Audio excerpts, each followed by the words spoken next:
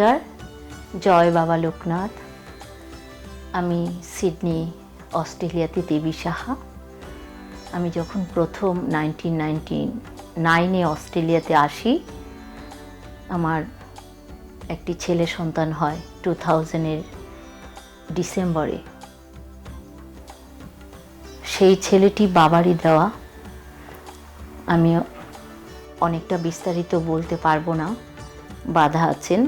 তো যখন বাবা আমার হাতে একটি ছেলে সন্তান নিজে এসে দেখা দিয়ে গেছেন, তখন আমি কি করব করে আমি এই যে আমার বুকে এখন লোকনাথ বাবা আপনারা সবাই দেখতে পাচ্ছেন, আমি তার চরণে রেখেছিলাম।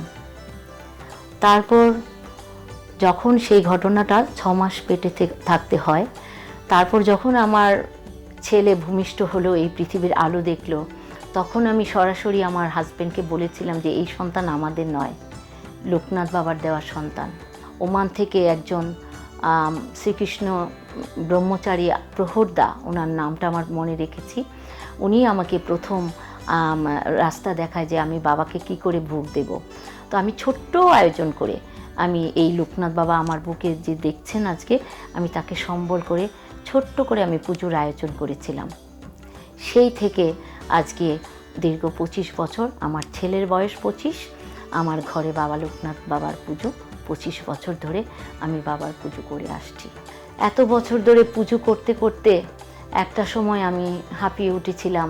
লোকজন নানা রকম কথা বলে, লোকনাথ বাবাকে বিদেশের মাটিতে অনেকে চিনতে পারতো না। একটা বছরে মনের ভেতরে অনেক অজানা কষ্ট, ব্যথা নিয়ে আমি ভেবেছিলাম যে আমি আর পুজো করব না। সেটা হয়তো মানুষজন ভাববে যে আমি আসলে গল্প বলছি না, আমার শরীর শিহরিত হয়ে যায়। আমি পুজো করব না। বাবাকেও বললাম যে বাবা, এখানে আমাকে দিয়ে পুজো করাচ্ছ, আমার তেমন কিছু নেই, ঘর নেই, বাবাকে বসানোর তেমন জায়গা নেই। তারপর আমি বললাম যে না, আর পুজো করব না। সেই হঠাৎ করে রাত 2টোর সময় আমার মাথায় হাত দিয়ে ডাকছে, খেতে দিবি না আমাকে? ওটা আমার তো খিদে পেয়েছে। তখন আবার সেই রাত 3টের সময় আমি আবার সেই ভোগের আয়োজন করলাম। সকালবেলা দোকান থেকে বাবার জন্য বাল্য ভোগের চাল এনে আমি ভোগ দিয়ে আমি এমনও দিন গেছে কাজে চলে গেছি। এমন আরও অজানা অনেক ছোট ছোট ঘটনা আছে, এগুলো হয়তো অনেকের মধ্যে আমি প্রচার করেছি, যার জন্য মানুষ এখন, আমাদের ঘরে একটা সময় লোকজন আসতো না, আমি পুজো দিয়ে কাজে চলে যেতাম, ডিউটিতে চলে যেতাম। এখন আমাদের ঘরে প্রায় 2000 মানুষ হয়, সেটা উইকডে অথবা উইকেন্ডে। তো এগুলো হয়তো মানুষের মনে বিশ্বাস জুগিয়েছে। আমি কিছুই করিনি, বাবাই পুজো করান। আমরা, আমাদের ছেলে, আমি, আমার স্বামী, আমাদের 3 জনের জীবন বাবা চরণে সমর্পণ করা হয়েছে।